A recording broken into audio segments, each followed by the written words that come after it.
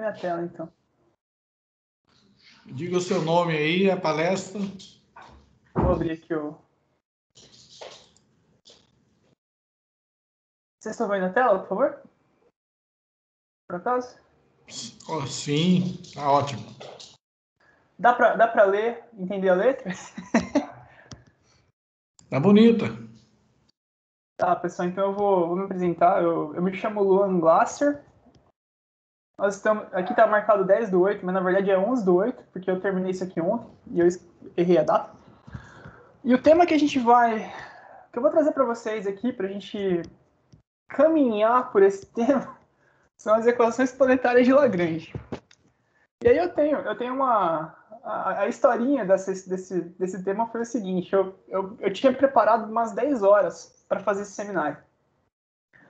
Aí eu falei, tudo que eu preciso fazer é estudar e entender as equações planetárias de Lagrange. Depois eu vou vou tentar trazer uns exemplos práticos aqui, fazer uns códigos e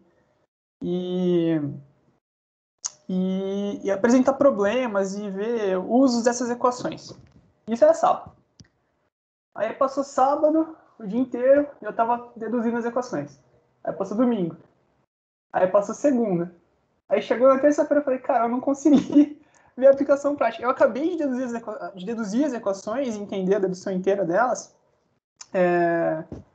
na segunda-feira, fim da tarde, assim. Então eu fiquei com segunda-feira à noite e terça-feira para montar esse material. Aí eu queria fazer uma coisa mais... num formato diferente. Eu fiquei testando esses formatos aqui com a minha mesinha digitalizadora no Photoshop. E aí que essa apresentação, esse materialzão aqui, foi o melhor formato que eu consegui montar dessa apresentação. Eu espero que vocês achem pelo menos interessante, porque o que a gente vai fazer hoje aqui é caminhar pela dedução das equações planetárias de Lagrange e de modo a tentar passar pelos marcos, pelos pontos, pelas partes principais dessa dedução. Eu não sei se vocês um dia vão chegar a trabalhar com essas equações, mas esse material aqui, pelo menos, por mais chato que seja, assistir uma dedução em formato de apresentação, esse material aqui ele pode ajudar vocês aí no futuro próximo, de repente. Então vamos começar. Vamos seguir as setas. Opa. Tá, então o problema que a gente vai trabalhar aqui, ou melhor, o problema que é descrito por essa equação diferencial aqui, ó, é o problema de dois corpos. A gente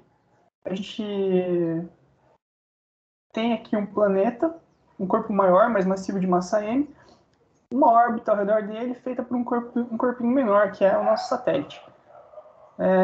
A massa do planeta é muito maior que a massa do satélite, e esse μ aqui, ele é feito com... Ele é chamado de parâmetro gravitacional, né?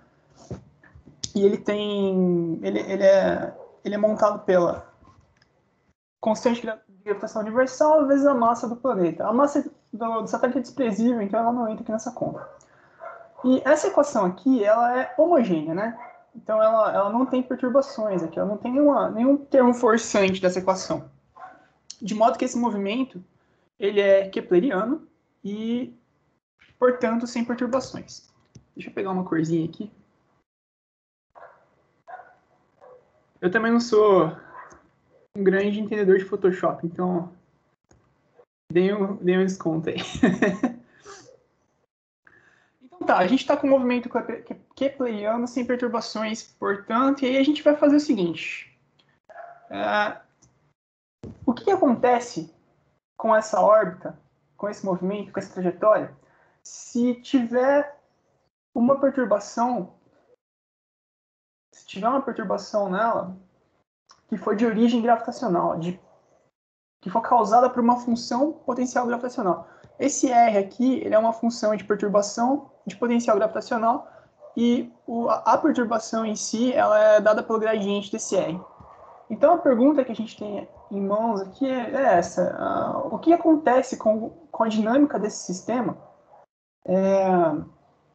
se a gente perturbar ele usando uma perturbação de origem gravitacional? Quando a gente pergunta isso, o que a gente quer saber, uma das coisas que a gente quer saber é o que vai acontecer com os elementos orbitais desse sistema se essa perturbação agir sobre esse sistema. Então, se vocês... Para fazer uma pequena revisão aqui de elementos orbitais, eles são 6 elementos que são usados para descrever a órbita. A gente tem uma órbita aqui tridimensional, que é marcada por essa meia elipse aqui. O satélite está orbitar em algum ponto dela. Aqui a gente tem o raio vetor R, que é o vetor posição dela. Aí, o eixo X da órbita e o perigeu dela, que é a menor distância entre a órbita e o foco da elipse, está nesse ponto aqui, ó.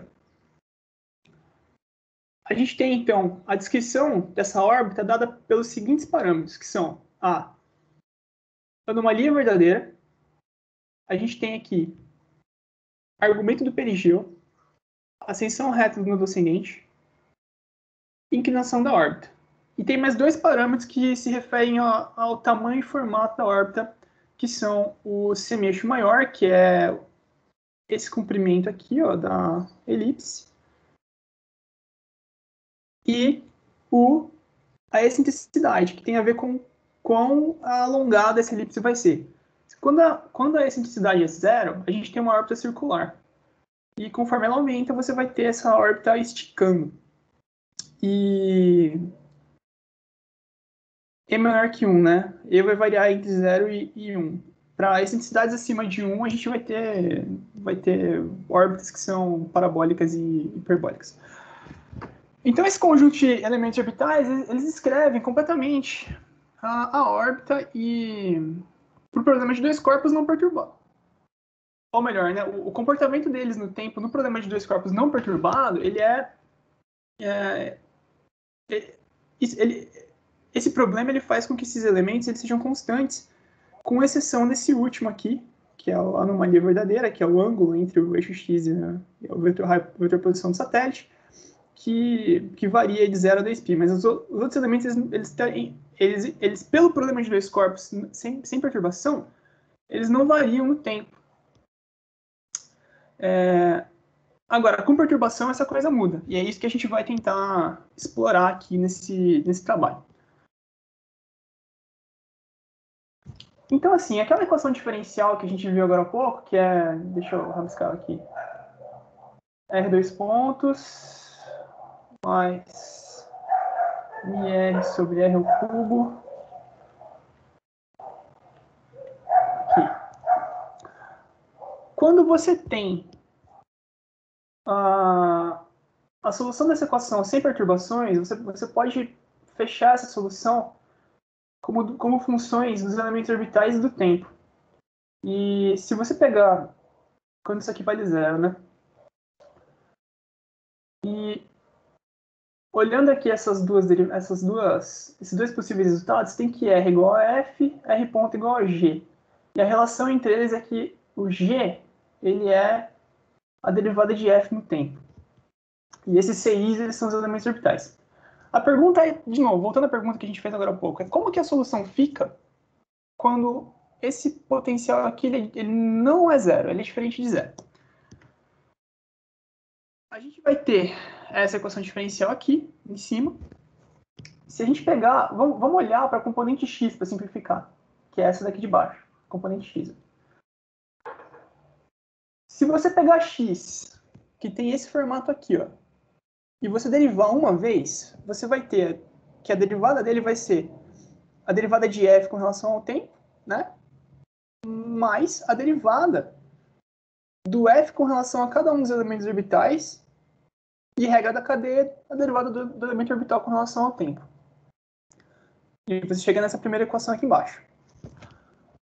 Se você pegar o x ponto, que é o G1, e derivar uma vez, você vai ter uma coisa parecida com o que a gente viu agora há pouco, só que vai ser em termos de G1 e não em termos de F.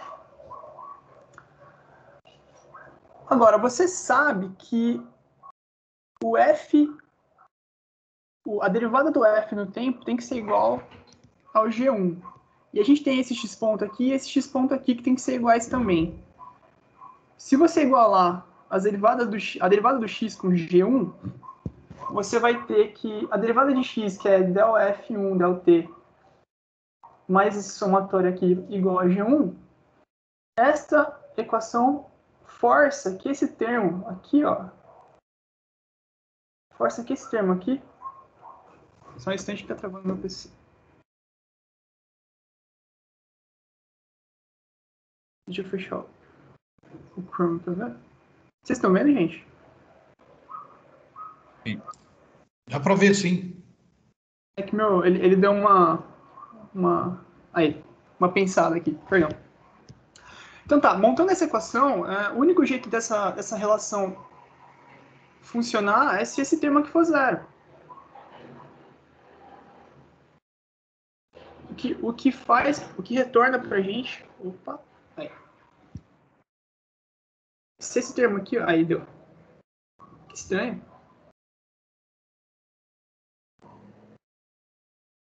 Ok, tudo bem. Se esse termo aqui for zero.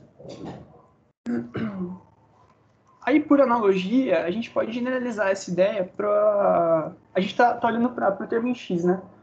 Por analogia, a gente pode generalizar essa ideia para x, y, z, ou seja, para r.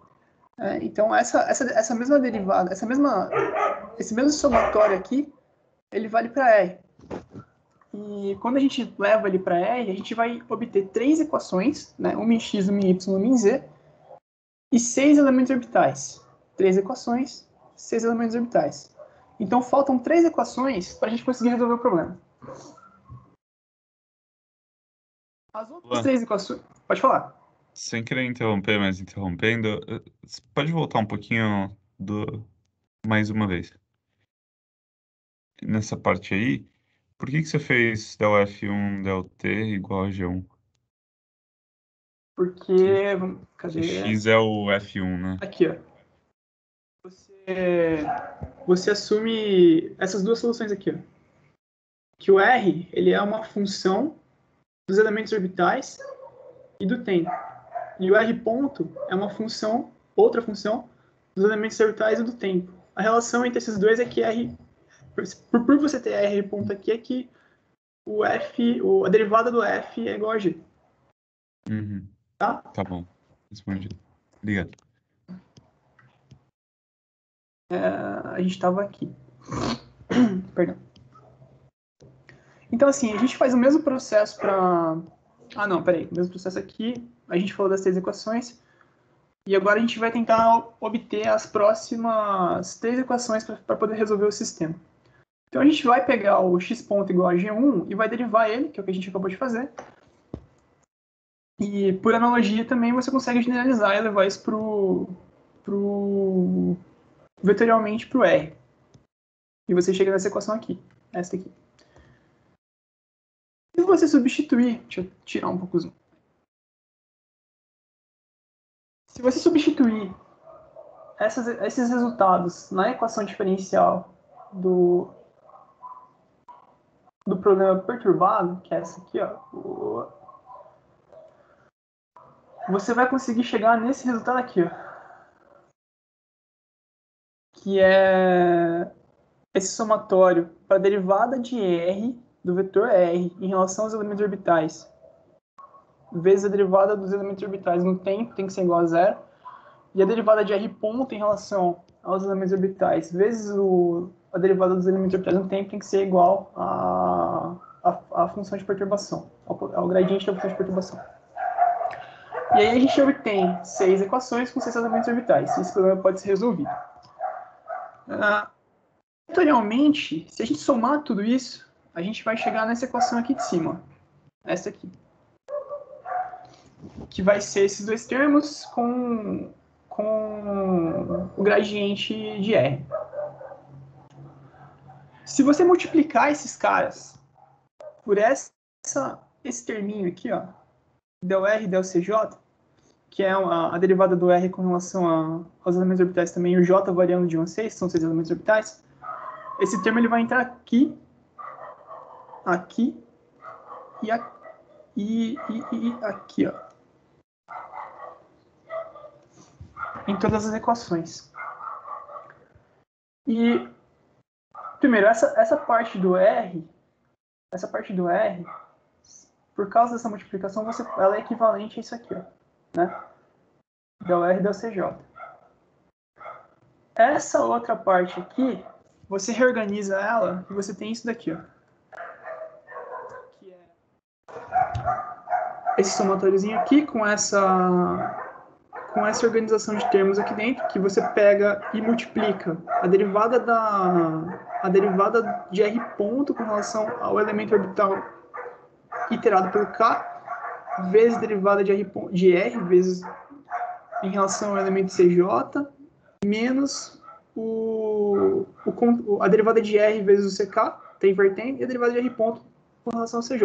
Então, você inverte a relação de derivados aqui, dCK dt, del R, del CJ. Essa equação aqui, se você mudar as variáveis que está mudando, se você expandir as variáveis em relação às quais ela está declarada, você vai chegar nessa expressão aqui embaixo, que é esse somatóriozinho aqui, para x1 igual a x, x2 igual a y e x3 igual a z, a derivada, e isso é importante, então, de todos os termos chatos que a gente vai ver aqui, vale prestar atenção nesse daqui, que é a derivada de x. Olhem para a relação, para como que está montado, para a forma da equação. X com relação a j, x ponto com relação a ck. X com relação a ck, x ponto com relação a j. Esse negócio aqui, é criada uma notação para essa forma de equação aqui, que é essa notação aqui, ó. E isso é uma coisa que acontece bastante nessa dedução das equações planetárias de Lagrange, que é como se você trabalhasse com alguns operadores e algumas notações que simplificam o cálculo, mas dentro delas contém várias contas. Então, ela é um negócio que dá um pouco de trabalho de fazer assim. Mas, bom, enfim, essas coisas aqui que a gente está... Essa nova notação, CJ-CK, é chamada de colchetes de Lagrange. Esse cara aqui ele tem duas propriedades. Ele, quando os elementos orbitais no colchete de Lagrange eles são iguais, o valor final dele é zero. E quando eles são diferentes, se você inverter a ordem deles, você põe o sinal negativo aqui fora. Eles são importantes para a dedução das equações planetárias de Lagrange. Simplificando, ou melhor, adicionando essa notação à última equação que a gente obteve, você vai reduzir aquela equação que era a maior zona para essa coisa num formato mais bonitinho, mais simples, que é o que vocês estão vendo aqui no meio da tela. É isso daqui. Isso daqui. Então tá. A gente tem uma equação que é um pouco mais simples agora, e o próximo passo é a gente ver como é que isso varia no tempo. Então, o que vai ser feito? A gente vai pegar dois elementos orbitais quaisquer, P e Q. Eu tenho que parar de fazer rabisco embaixo, né? Rabisco embaixo é vetor para o meu material. Só um instante. Deixa eu ver se eu desativando a minha câmera ele fica melhor. Que coisa. Tá. A gente vai pegar dois elementos orbitais, Q, quaisquer, e a gente vai substituir esses elementos na equação dos colchetes. Quando você faz isso, você vai obter essa equação aqui.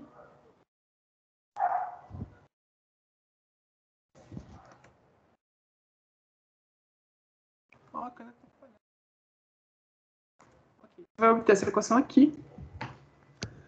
E a pergunta é, o que acontece quando você deriva esse negócio no tempo?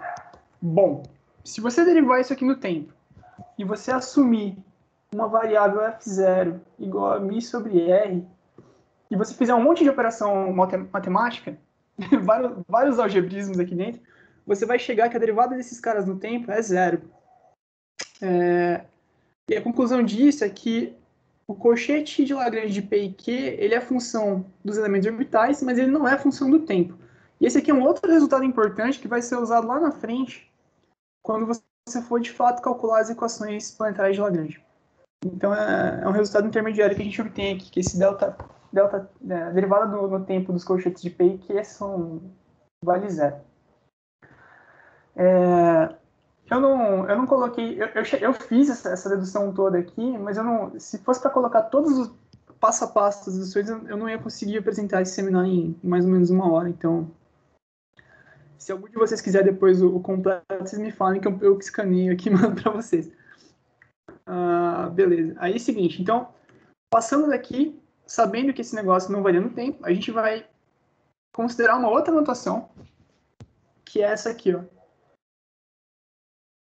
Del A, ou melhor, a derivada dessa coisa em parênteses em relação a essa outra coisa em parênteses vai ser essa relação aqui das coisas em parênteses, conhecimentos, que é o que está dentro do cochete de Lagrange. Assumindo essa notação, você consegue escrever a equação dos cochetes para P e Q dessa maneira aqui, ó, que é uma maneira bem mais compacta e bastante elegante, mas cada termo desse aqui é uma multiplicação cruzada de derivadas aqui, de x e x ponto com relação a P e Q. E o que a gente quer fazer agora é determinar a solução desse negócio. Porque determinando a solução desse negócio, a gente chega nas equações que são as equações de Lagrange, planetárias de Lagrange. Para fazer isso, a gente vai aplicar rotações nesse colchete. Se vocês forem ver, esse cara aqui, ó, a gente começou trabalhando num sistema que ele está descrito com relação ao sistema inercial.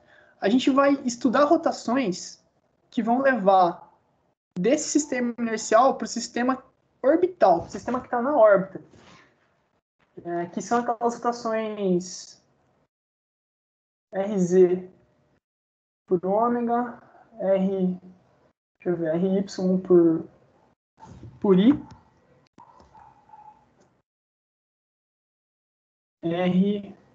RZ por omeguinha. A gente vai fazer uma rotação parecida com essa, primeiro essa, depois essa, para conseguir manipular esses termos e chegar em resultados que sejam relevantes para a gente conseguir chegar nos elementos orbitais. Então é um caminho bem elegante, para dizer a verdade. Fazendo a primeira rotação, a gente vai ter o seguinte, a gente tem esse sistema de referência XYZ, grandão, então é o XYZ, e a gente vai rotacionar ele rotacionar em Z por ômega para chegar no O, X', Y', Z', que é esse segundo aqui que vocês estão vendo. Então, a gente faz essa rotação e chega nesse segundo sistema de referência. Descrever x' e y' em relação a x'ão, y'zão e z'ão, isso é feito com essas três equações aqui, né? Que é uma rotação. Aplicar a matriz de rotação no vetor x', y' e z'. Se a gente pegar cada uma dessas variáveis e derivar com relação a P e Q, que são os elementos orbitais que a gente está trabalhando, a gente vai chegar em equações que são desse tipo. Derivada parcial de x com relação a P é igual a 1 cosseno de ômega menos B1 seno de ômega. E assim por diante. Sendo que esses coeficientes todos, eles têm essa carinha Vamos olhar só para A1 para não gastar muito tempo. O A1 ele é a derivada de x' com relação a P menos y' derivada de ômegão com relação a P. Analogamente, se você substituir o Q no lugar do P, que é o segundo elemento orbital que a gente estava lidando, você vai ter coeficientes semelhantes, que vai ser A2, B2, C2 e D2, para equações semelhantes aqui. Se você pegar esse monte de derivada parcial e substituir nessa equação que a gente acabou de ver, porque elas cabem aqui dentro desses termos, você vai ter esse resultado aqui, ó.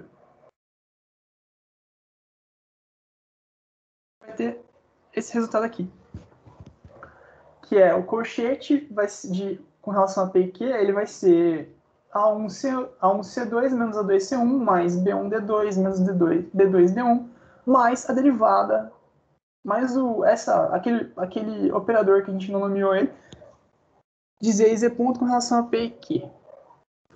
Beleza, então essa equação aqui também é uma equação importante, porque resolvendo ela, a gente chega nos colchetes, chegando nos colchetes, a gente consegue encontrar os elementos orbitais.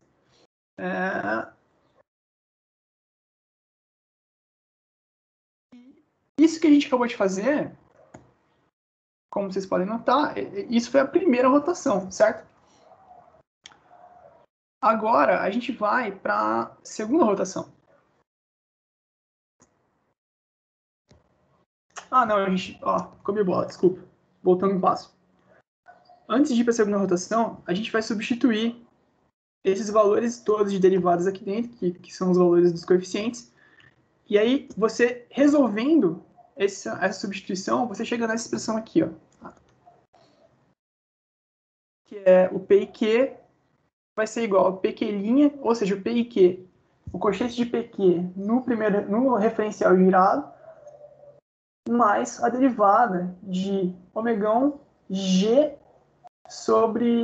com relação à derivada de P e Q. Esse G aqui, ó, ele é a projeção do momento angular específico no eixo Y, no eixo Z.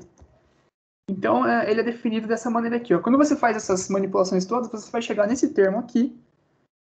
E esse termo aqui, ele é igual a esse daqui, que é igual a esse daqui, que a gente criou uma variável para ele chamada G, para simplificar. Então, esse G, ele entra aqui.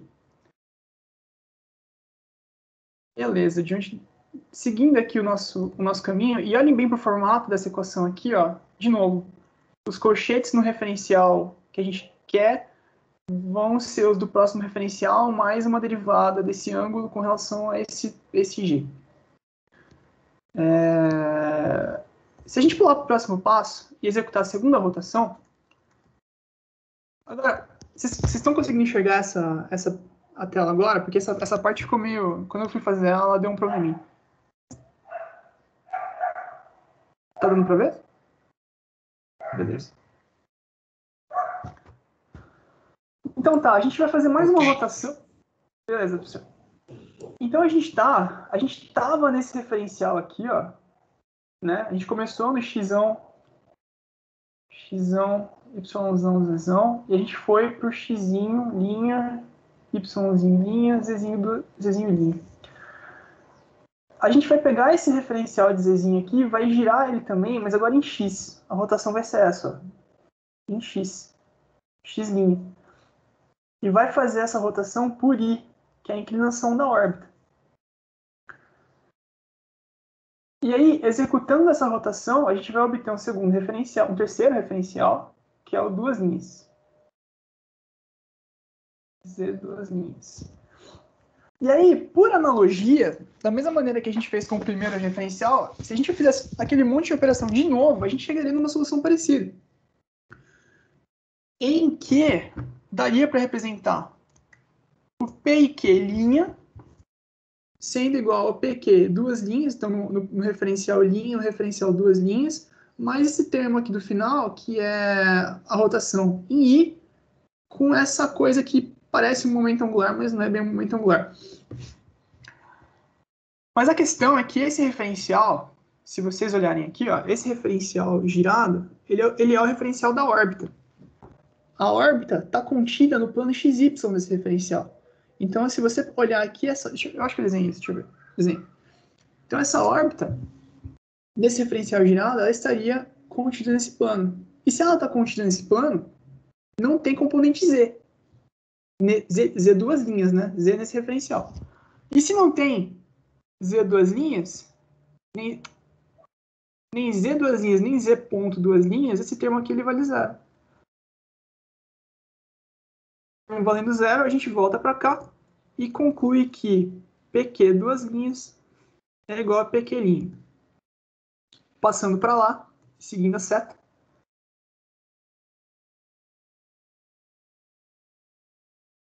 Aí, é esse. Seguindo a seta, a gente vai agora para a terceira rotação. E, de novo, a gente chegou aqui PQ duas linhas é igual a PQ'. Agora a gente vai fazer aquela rotação que ela é a rotação do X. A gente vai rotacionar em torno de Z duas linhas. Então a gente vai mover o perigeu da órbita. A gente vai reorientar com essa rotação o vetor que aponta para o perigeu. Que no caso o X está. Esse vetor ele tá dentro de X, né? X três linhas.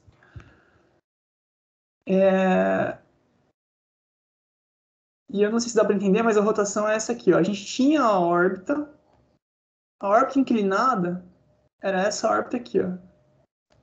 A órbita X, duas linhas, Y duas linhas, Z duas linhas.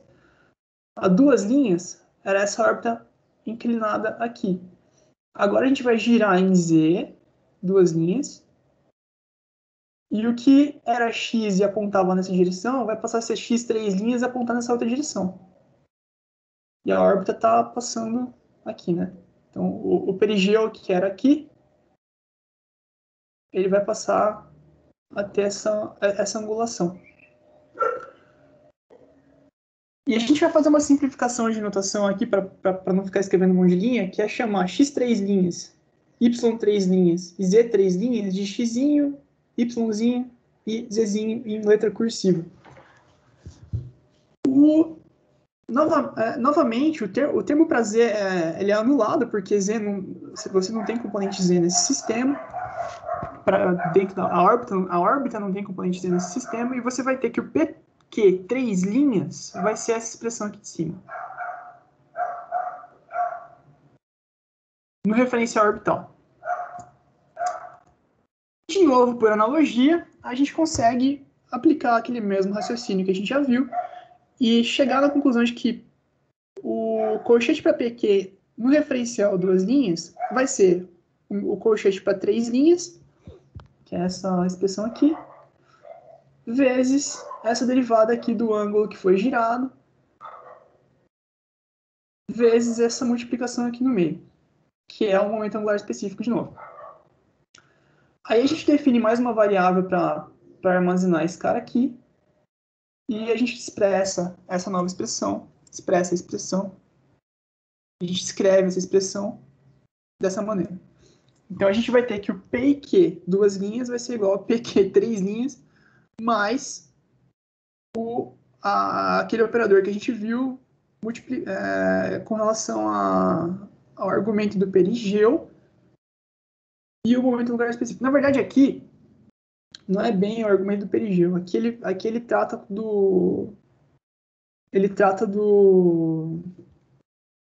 da longitude do periélio. Na referência que eu vi, ele fala de longitude do periélio porque ele está fazendo com relação aos planetas. Mas aqui eu vou tratar com essa rotação em ômega omeguinha que a gente fez mesmo. Bom, enfim, digressões à parte, a gente vai falar aqui, a gente vai chegar nessa mesma expressão, que é análoga a todas as outras que a gente já viu, mas que ela está ligando esses dois referenciais. Então, se a gente juntar tudo, pode ver, a gente vai chegar que o colchete em PQ, que era lá no referencial inicial que a gente tinha visto, inicialmente, ele vai ser o PQ três linhas, que ficou faltando calcular, mais aquele operador para ômega e para H, e esse mesmo operador para omegão e para G. Então, o que falta para a gente responder agora é como calcular PQ 3 linhas. E para fazer isso, a gente volta para os elementos orbitais de novo. Vamos considerar novamente os elementos orbitais. E aqui. Olhando para os elementos orbitais, a gente vai puxar um resultado que a gente viu antes, que é que os colchetes de Lagrange eles são invariantes no tempo. Então, se a gente calcular esses caras todos em M, que é a anomalia média igual a zero, é suficiente para determinar os colchetes de Lagrange. Vamos considerar, então, o seguinte. Agora vai ter que fazer uma interpretação aqui. A referência que eu usei, a principal referência, ela trabalha com órbitas de pequena inclinação. Então, a gente vai fazer a mesma suposição aqui para simplificar o nosso problema. Considerando I pequeno, a gente consegue criar um parâmetro orbital chamado longitude do perigeu. Então, para órbitas com pequena inclinação, esse I aqui, para órbitas em que I é pequeno, a gente consegue aproximar esse ângulo aqui, que era o ômega, e esse ângulo aqui, que é o omeguinha e omegão, como um ângulo só. Então, ele faz essa aproximação aqui, e ele descreve mais dois parâmetros, que é a longitude média na época, que começa aqui, tá vendo aqui? É esse cara aqui. Ele começa no X e vai até a posição média na época. E ele cria também esse outro parâmetro aqui, que é a longitude média quando a época é zero, que vai ser essa medida aqui, esse lambda zero que vem até essa linha. Aqui, essa reta aqui ela é medida a partir de x, essa posição ela é orbital, ela é medida a partir de x pela anomalia média, então você tem aqui o movimento médio vezes o tempo inicial, e aí se você medir do x inercial até esse ponto, você vai ter essa longitude média na época zero. Ok, então a gente vai escrever esse M0 aqui ainda, ele é definido por lambdão zero pela longitude média na época, que a gente acabou de ver, menos essa longitude de periélio. A questão é a seguinte, a dedução das equações de Lagrange, pela referência que eu vi, eles não usam os elementos orbitais clássicos que a gente acabou de falar, né? Eles não usam A, E, I, omegão, omeguinha e F ou M, por exemplo. Eles usam, na verdade, A, E, I, omegão, longitude do periélio, do perigeu, perdão, e eles usam o lambda zero. Como a gente falou que é suficiente você avaliar para m igual a zero, e esse negócio não varia no tempo, faz sentido você usar esse negócio constante aqui. Mas é realmente meio esquisito assim. Depois eu vou falar que tem equações, tem outras formas das equações finais que lidam com vários problemas dessas equações que a gente vai deduzir aqui agora. Mas aí, se ficar alguma dúvida depois, vocês me falam, eu vou atrás para a gente sanar essas dúvidas, tá? Vocês estão aí ainda?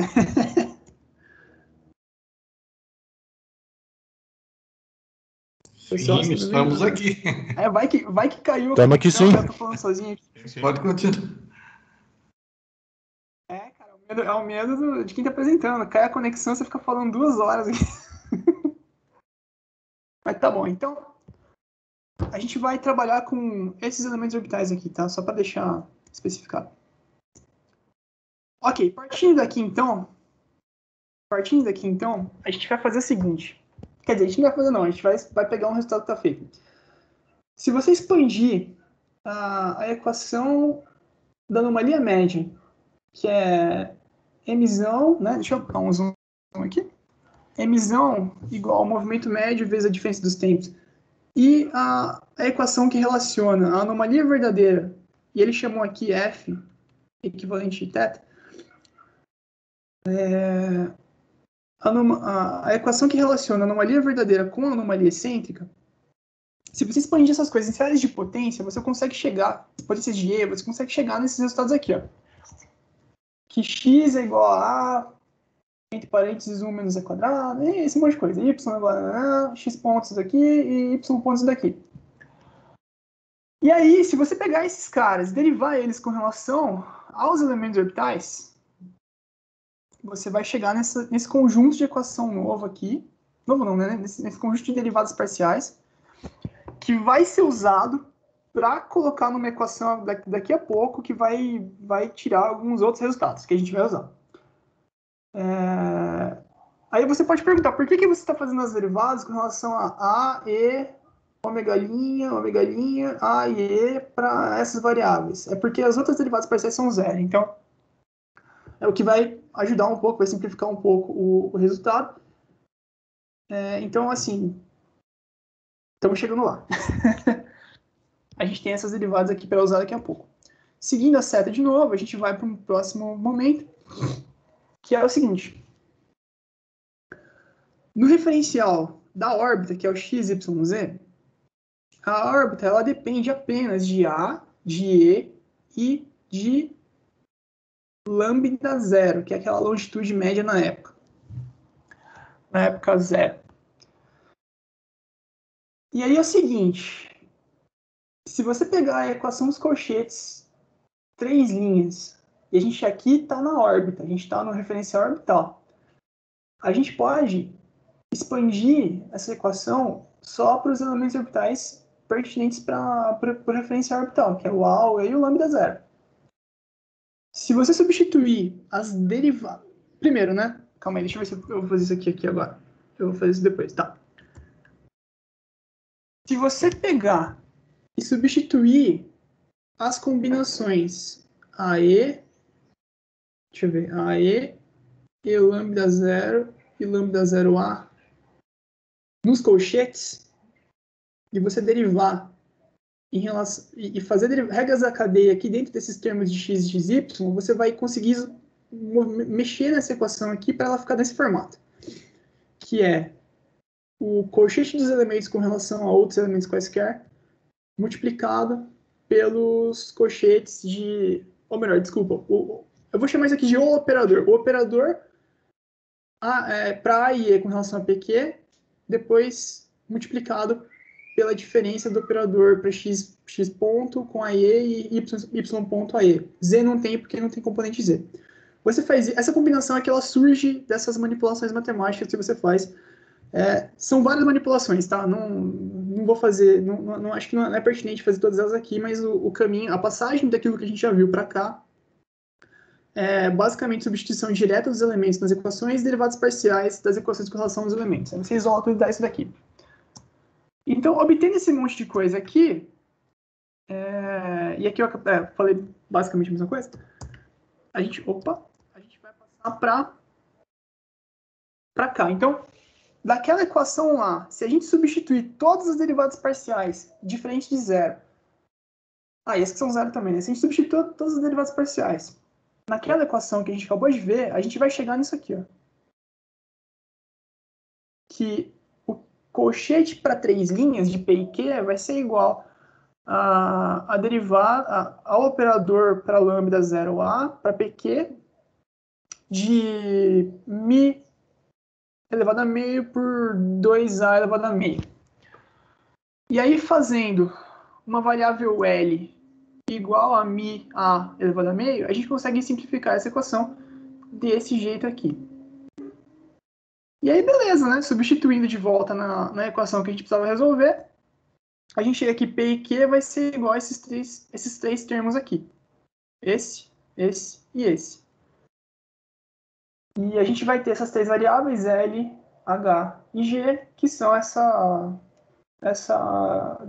definidas desse jeito aqui, que representam essas coisas. Bom, então, agora, com base com base nessa equação aqui, a gente tem várias derivadas parciais aqui dentro de cada um desses termos,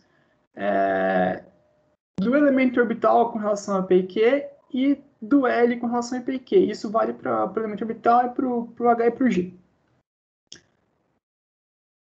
Variáveis, a gente pode calcular essas outras derivadas parciais, que é del com relação a, del H com relação a, enfim, essas outras aqui. E, novamente, as que não aparecem aqui, elas não aparecem porque elas são zero.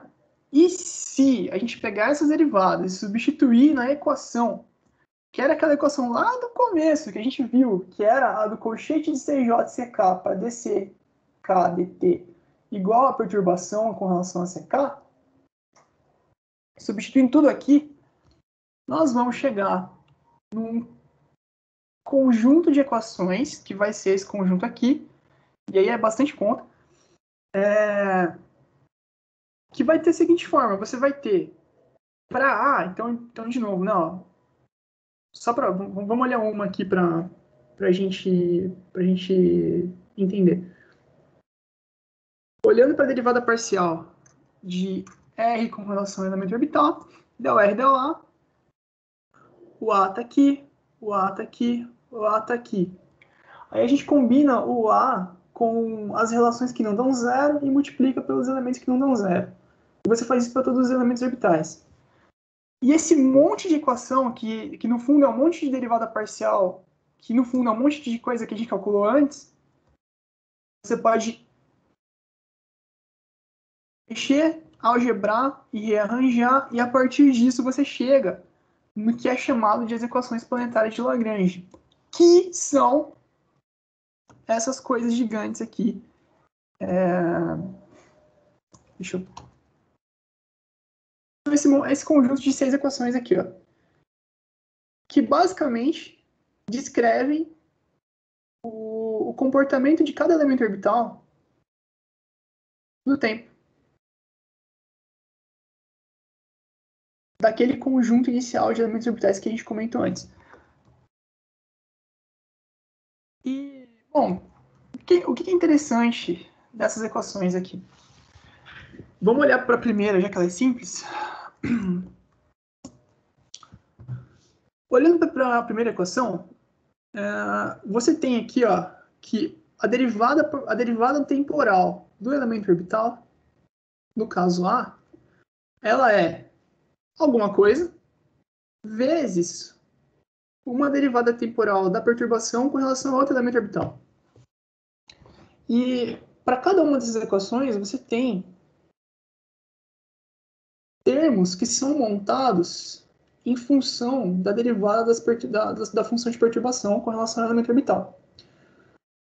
O que a gente pode concluir disso? Que se você tiver, supondo que você queira trabalhar com essas equações aqui, se você tiver uma função de perturbação gerada por potencial gravitacional, você vai ter que fazer as derivadas dessa função com relação aos elementos orbitais. Na verdade, aqui a gente está falando de x, y, né? As derivadas de R com relação aos elementos orbitais.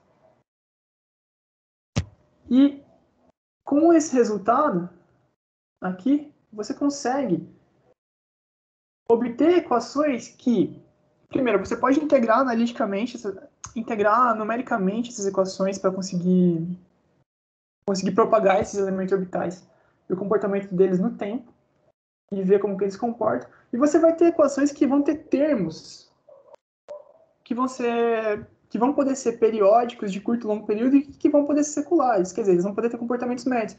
E você vai conseguir ter uma noção de como que o elemento orbital varia para cada um desses termos dessa função potencial que você colocou. Então ele te dá um meio para entender o comportamento temporal dos elementos orbitais de um jeito analítico, que é uma coisa que a gente não tem quando você... Porque você poderia perguntar, ora, não seria mais simples você criar uma função diferencial mesmo para a função potencial e integrar numericamente? Aí você poderia dizer, sim, talvez fosse mais simples. Mas depende do que você quer fazer com isso. Se você quiser entender e ganhar uma compreensão analítica mesmo de como é que esses...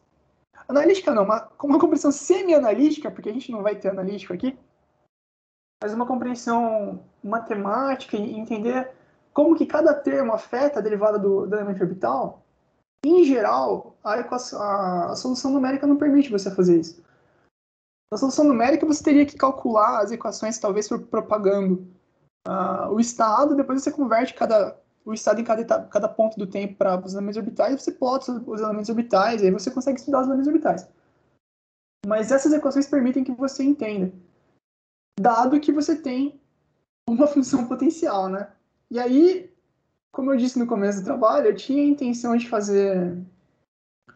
trazer aqui algumas aplicações de funções potencial para a gente ver como é que se comportam esses caras. Eu não consegui fazer isso porque é um segundo trabalho. É um tema bem extenso, na verdade, e eu não consegui desenvolver as aplicações para trazer, mas, poxa, no seminário futuro eu gostaria de fazer isso, para a gente ver como é que a gente encontraria, seria bem interessante. Mas, enfim, reflexões de digressões à parte, de novo, a gente tem esse conjunto de equações, que são as equações planetárias de Lagrange, e elas não são muito convenientes. Por que elas não são muito convenientes? Porque você tem termos aqui, ó, por exemplo, se você tiver uma órbita circular, esse termo aqui dá pau, que nesse caso é igual a zero. E aí você tem uma singularidade aqui que você não sabe o que acontece, não funciona. Se I for zero, também dá pau, né? Você vai ter mais uma singularidade. Se E for igual a 1, também dá pau. E para além disso, tem algumas manipulações matemáticas aqui dentro. Se você fizer, você consegue fazer com que apareça um T de tempo explicitamente em um dos termos da equação como multiplicador. E aí, ao longo do tempo, esse negócio gera erros e ferra a solução que você obteve aqui com as equações. Então, deixa eu pular para o próximo quadro aqui. Para os finalmente, basicamente, era mais ou menos isso que eu ia falar para os finalmente. A gente vai ter que, de novo, né, trabalhar com as equações pode ser inconveniente, porque tem esses problemas de singularidades, que tem valores que você não pode usar. A gente, em algum momento lá atrás, a gente assumiu que as órbitas eram de baixa inclinação. E a gente também assumiu que os potenciais gravitacionais, aliás, que a perturbação era oriunda de potencial gravitacional. E isso também é um problema, porque se você quiser estudar outras perturbações que não são vindas de potencial gravitacional, você não pode, porque essas equações não permitem. Só que existem alterações, existem outras formas das equações planetárias de Lagrange que lidam com essas coisas. Por exemplo, a forma de Gauss, que é essa aqui, ó, que é esse que eu estou testando aqui, a forma de Gauss ela permite que você trabalhe com as perturbações, por exemplo. E nessas próprias equações aqui, se você fizer algumas transformações de variáveis, você consegue eliminar essas singularidades quando E é igual a zero e igual a zero. Então, o que eu trouxe para a gente ver aqui são as equações mais gerais do método da derivação das equações planetárias de Lagrange para aquele conjunto de elementos orbitais que eu citei para vocês. E aqui a gente tem essas conclusões e alguns finalmente. E aí, as referências que eu usei aqui são o livro da professora Cecília Zanardi com o professor Sandro, que é aquele Fundamentos de Astronáutica, o Curtis, que é o Orbital Mechanics for Engineering Students, que a gente usa bastante também nas disciplinas de mecânica celeste. E tem um site bem legalzinho que tem muito bem explicado também várias derivações, que é Introduction to Celestial Mechanics, do Fitzpatrick, que é um professor lá do Texas, Universidade de Texas. E é isso, gente. Espero que vocês tenham entendido. Nossa, é complicado mesmo essas equações de Lagrange aí, viu? Dá um trabalho danado para chegar nelas. Eu Não, lembro eu que eu tava. Oi? tive esse problema também. Não, eu tava aqui felizão. Eu falei, nossa, eu fiz igual o primeiro seminário lá no começo do ano, assim. Eu falei, vou trazer um monte de coisa, vou deduzir as equações, vou fazer. Achar problema, vou fazer exemplo numérico. Eu consegui deduzir as equações e foi o que deu tempo. Já foi um trabalho já bom, fez viu? um ótimo trabalho, né? Deduzir as equações. Isso aqui, ó, são as folhas de dedução das equações.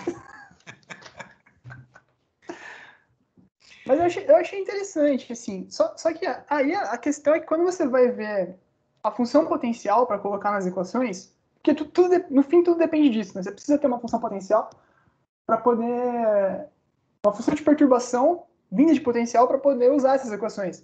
E aí o negócio fica muito louco, porque tem função de tudo que é tipo, você precisa calcular os coeficientes e é um trabalho realmente à parte, assim, não é trivial, né? Parabéns realmente você teve muito trabalho aí, não deve ter gasto muito tempo para fazer essa apresentação. E a gente entende perfeitamente que realmente não dá para ir muito além do que isso que você fez. Então, tá perdoado. Valeu. Alguém tem mais alguma pergunta para o Luan? Ô, Luan, parabéns aí pela apresentação, realmente muito boa. Deu para ver que você se dedicou em escrever e deduzir o negócio firmemente. Eu me perdi em alguns passos. Eu queria pedir um negócio para você, mas é uma coisa bem por cima mesmo, assim. Se você puder só delinear, assim, traçar mais ou menos o passo a passo, bem por cima mesmo do que foi feito. Só para consolidar um pouco mais o material e como as equações são deduzidas. Você acha que dá para fazer isso?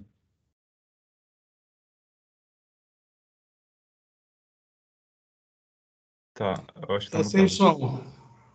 Tá sem som, Luan. Luan, acho que você tá mudo. Perdão. Eu falei que dá assim, eu vou criar um bloco de notas, porque eu mando no chat pra gente. Ah, não, eu tava falando de ver pela apresentação mesmo, mas você que sabe. Ah, não, tá, pode ser. Eu vou mandar de novo. Eu vou abrir aqui, eu fechei o Photoshop, mas eu vou criar. Eu tenho uma imagem dela feita aqui também que ajuda. Foi tudo uma desculpa pra usar minha mesinha digitalizadora pra alguma coisa. Mas realmente eu achei legal o formato no Photoshop, ficou bem legal. Deixa eu compartilhar na tela e dá pra. Vocês estão vendo aí?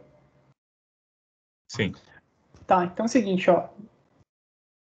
Dá pra ler nessa distância? tá, dá sim. Tá. Então a primeira coisa que a gente fez aqui foi ver o problema do movimento kepleriano para introduzir. E aí depois a gente colocou uma função de perturbação que é esse gradiente do R aqui para forçar a perturbação na equação diferencial do problema de dois corpos. Aí, lá na frente, a primeira coisa que a gente faz é pegar assumir essas duas soluções aqui, para R e para R ponto. R como função dos elementos orbitais e tempo, e R ponto como função também dos elementos orbitais e tempo. Para estabelecer a relação dessas funções, que é G como derivada de F no tempo. O próximo passo é calcular algumas derivadas. A gente calcula as derivadas de R e de R ponto e compara as duas para conseguir determinar as equações, as primeiras três equações para resolver para os elementos orbitais. Depois a gente calcula o R2 pontos e com o R2 pontos a gente substitui tudo na equação diferencial perturbada e isso vai levar a gente a essas seis equações aqui, estão escritas. Então, de novo, né? Equação diferencial perturbada, assume a solução em função dos elementos orbitais para R e R ponto, calcula calcula e compara essas derivadas e chega nessas equações aqui por substituição na equação diferencial principal que a gente estava trabalhando. Depois disso, a gente vai montar os colchetes de Lagrange, que são as coisas das quais a dedução a partir deles vai depender. Então, você vai pegar essas coisas aqui, somar tudo e multiplicar pela derivada da posição com relação a um elemento orbital J, que terá indexado por J, que é diferente do indexado por K, para você poder fazer essas comparações de elementos orbitais. E aí você vai ter que, reorganizando a equação, depois de somar os termos e multiplicar pela derivada do elemento orbital, da derivada da posição com relação ao elemento orbital, você vai reorganizar isso e vai chegar nessa expressão aqui de cima, e você vai chamar o que está dentro disso aqui, esse tipo de organização das suas operações, das multiplicações entre derivadas, de colchete de Lagrange, que é definido por essa expressão aqui embaixo. O colchete de Lagrange, ele tem essas duas propriedades, e quando você substitui ele lá na equação lá em cima, ele vai ter essa carinha aqui, ó. O colchete vezes a derivada do elemento orbital no tempo vezes a derivada igual a derivada da função de perturbação com relação ao elemento orbital. A partir disso, o que você tem que fazer é o seguinte: pegar essa equação e resolver ela. Antes de resolver essa equação, você mostra que os colchetes de Lagrange, eles não variam no tempo, então a derivada deles no tempo é igual a zero, e tendo posto esse resultado aqui, você parte para resolver o que está dentro desse cara. E para você resolver o que está dentro desse cara, você precisa de equações, você precisa gerar novas equações para poder explorar os termos, explorar essas operações matemáticas. O que você, e se você pensar que aqui você está no referencial inercial, mas quando você está na órbita, você pode pegar medidas no referencial orbital, você talvez queira descrever os colchetes calculados na órbita em relação aos colchetes. Descrever os colchetes calculados no referencial orbital no referencial inercial. Então você começa a estudar as rotações para gerar essas informações que vão permitir você fazer essa relação. E, consequentemente, resolver esses colchetes. Então é isso que você faz. Você vai fazer a primeira rotação em ômega, que é omegão, que é o argumento no descendente, e isso vai levar você a um conjunto de equações, que é essas derivadas parciais aqui. E esse conjunto de equações, ele vai ter esses coeficientes, que vai ser esse monte de derivada aqui dentro. Isso para um elemento orbital. E lá atrás, a gente assumiu que a gente ia trabalhar com P e com Q, né? Que o coeficiente ia ser calculado com relação a P e Q, que são dois elementos orbitais quaisquer. Aqui você derivou isso aqui para P, e você substituindo Q no lugar de P, você deriva para Q. Então você vai ter 8 equações com 8 equações com 8 coeficientes. Essas equações, primeiro substituindo as equações dentro daquela equação para o colchete, você vai conseguir expressar essa equação dessa maneira aqui embaixo, que é os colchetes de Lagrange em relação aos coeficientes que a gente acabou de calcular. Depois você substitui os coeficientes e você vai ter essa expressão aqui. E essa expressão é importante porque você vai usar, você vai fazer várias vezes, você vai usar ela mais 2 vezes por analogia daqui em diante. Então a forma dela é o colchete no referencial 0 linha, né, no primeiro referencial, no inercial, ele é o colchete no referencial linha, mais a derivadinha, esse operador que a gente definiu agora há pouco, com relação a G. E G, nesse caso aqui, é a projeção do momento angular específico no eixo Z linha, ou no eixo Z, que é a mesma coisa. Depois disso, concluindo a primeira rotação, você obtém essa expressão. Aí você aplica de novo uma outra rotação para obter essa segunda expressão aqui, ó, e agora por analogia. Depois você aplica de novo uma terceira rotação, e essa terceira rotação, ela te leva do referencial orbital para o referencial inercial. E aí você vai ter essa outra expressão aqui embaixo. Quando você soma tudo isso, você chega nisso aqui. Chegando nisso aqui, você sabe resolver esse termo, você não sabe como resolver ainda esse termo. Então você precisa explorar esse termo aqui. E como é que você faz isso? Você vai fazer, deixa eu ver como é que você vai fazer. Sim, você vai, esse termo aqui, ó, esse termo aqui, você vai, primeiro você vai expandir, essa parte ficou meio confusa, né? Então tá, você vai pegar esse termo, esse colchete, no referencial orbital, no referencial 3 linhas, e você vai aplicar nele várias derivadas, porque esse cara aqui, ó, ele é, dentro dele tá as derivadas de x com relação a p, x' com relação a q, menos x, menos y com, x com relação a p, x ponto com relação a q, menos x com relação a q, x ponto com relação a p, que são as operações lá de cima que a gente tinha definido antes, só que no referencial orbital, né? Aí você vai lá nas equações da anomalia média e da relação entre anomalia verdadeira e anomalia excêntrica para determinar, para aproximar, né, para fazer uma expansão em série de potência de e aproximar x e y, que são as variáveis que vão dentro daquele colchete lá em cima.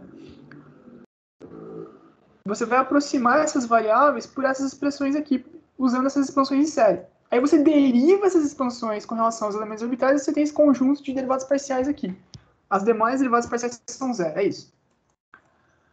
E aí, quando você substitui isso aqui naquela equação do PQ 3 linhas, e você reorganiza os termos, você vai ter essa expressão grandona aqui. E você vai calcular ela para os elementos orbitais dos quais a órbita no referencial XYZ depende, que é o A, o E e a longitude média que a gente está usando. Quando você faz isso, e você... É que pular daqui para cá parece, assim, tem...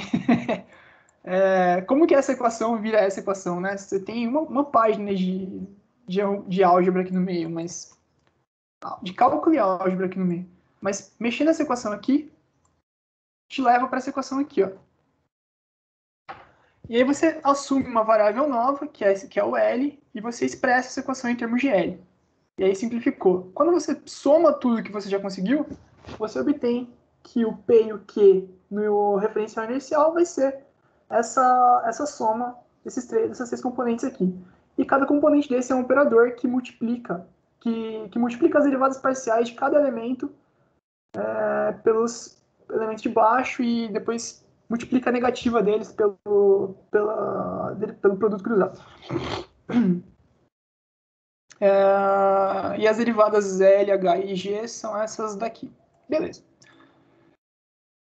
O que você precisa fazer agora, então, é determinar as derivadas parciais de L, H e G, substituir nesses termos e resolver a equação. Então, o próximo passo é determinar as derivadas parciais dessas variáveis, e aí você vem aqui e substitui na equação para PQ, e depois você substitui a equação para PQ na equação anterior lá de cima que a gente tinha visto no começo, que é essa daqui de baixo. Nesse caso aqui, a gente mudou de volta para CJ e CK em vez de PQ. E substituindo todos esses resultados nessa equação, você chega nessas 6 equações. E aí, de novo, pegando essas 6 equações, abrindo elas e rearranjando os termos e fazendo operações, aqui você consegue chegar nas equações, que são as planetárias de Lagrange. Em função desses dois elementos orbitais esquisitos aqui, que são a longitude média no tempo zero, e na época, né, longitude média na época, e o longitude do perigeu, perdão. Mas o processo é esse aí. com muitos algebrismos escondidos no meio. Deu para explicar, Rodrigo? Deu sim, não, ficou bem melhor agora. Essa revisão sempre ajuda. Eu acho que o maior salto é esse comutador aí, acho que parênteses de Lagrange do PQ três linhas. Essa parte aí é um pouquinho mais delicada. Mas deu para entender, tipo, você vai abrindo a expressão e vai substituindo as derivadas, né? Você tem que Sim, calcular uma a uma. E aí, eventualmente, simplifica. Então, é sempre assim, é sempre assim. A referência que eu usei, ele sempre calcula todas as derivadas antes, aí ele abre a expressão e substitui, aí ele reorganiza e chega no resultado. Aí ele pega e roda o referencial, aí ele faz a mesma coisa, depois ele roda de novo e faz a mesma coisa, para chegar. Mas assim, Eu acho... é trabalhoso. Não, sem dúvidas. Eu acho interessante que esse resultado final, ele faz muito uso do momento angular específico, que Mas, acho que estava como h, que é raiz de mi, a quadrado, 1 menos e quadrado, mais ou menos isso. E ele aparece um monte. Eu imagino que tem algum jeito de deduzir essas equações de uma maneira um pouco mais física mesmo, mas deve dar ainda mais trabalho do que isso. Por isso que o Lagrange descobriu essa forma. Eu acho que não vou ser eu que vai descobrir a forma usando um momento angular específico, mas deve ter como. ó, o livro do Sandro e da Cecília, que é esse Fundamento de Astronáutica, ele não usa esse caminho, ele faz por um outro caminho. O Curtis também não usa esse caminho, ele faz por um outro caminho. E esse caminho aqui, ele parece um pouco mais trabalhoso do que esses livros, mas ele é mais fácil de entender, eu achei. Porque Uhum. tanto o Curtis ele usa umas matrizes o livro da Cecília usa uma matriz bizarrona também lá, que eu achei muito complicado. Mas sim, acho que não é a Que gente esse que vai. método, ele é mais matemático, né? Tipo, até a parte das rotações que você fez, do referencial linha para o outro, tipo, eu acho que isso tudo vem da intuição física a partir da matemática, mas no final das contas é mais as contas mesmo. Uhum. Acho que o cara que deduziu isso, ele estava mais brisando nas contas e eventualmente ele falou, pô, isso daqui tem um pouco de física, deixa eu colocar uns ângulos aqui, vendo o que que dá. Pois é. Eu tentei procurar o trabalho de Lagrange para ver como que ele tinha feito. Só para ter uma noção, assim, sabe? Mas eu não achei esse trabalho, para dizer a verdade. Eu ainda vou ver se eu fuço mais um pouco para ver se eu consigo chegar nele. Mas ele publicou o trabalho em 1782, acho que foi isso. Enfim, 1700 e pouco. E era um estudo sobre o sistema solar, na verdade. Não era um estudo sobre satélites, né? E aí ele desenvolve isso para o sistema solar. Acho que inclusive é por isso que ele assume lá em cima que a inclinação da órbita é baixa, sabe? Mas cara, é trabalhoso, assim, realmente Porque não é. os planetas geralmente têm inclinação baixa, né? Não é por isso? Então, eu acho que sim, eu associei com isso, pessoal. Luan, você pode compartilhar esse pôster com a gente, por favor? Claro, claro, vou mandar aqui no chat. Mais perguntas ou não? Então, vamos encerrando aqui essa apresentação e logo Beleza. após eu vou falar algumas palavras com vocês a respeito de estabilidade e de integração numérica. Então, vamos encerrando aqui. Daqui a pouco estamos de volta. Beleza. Parabéns, Luan. Valeu, obrigado. Valeu. Professor, antes dessa pausa, só deixa eu perguntar uma coisa. O seminário 3, ele vai começar que dia e quais vão ser os temas? Só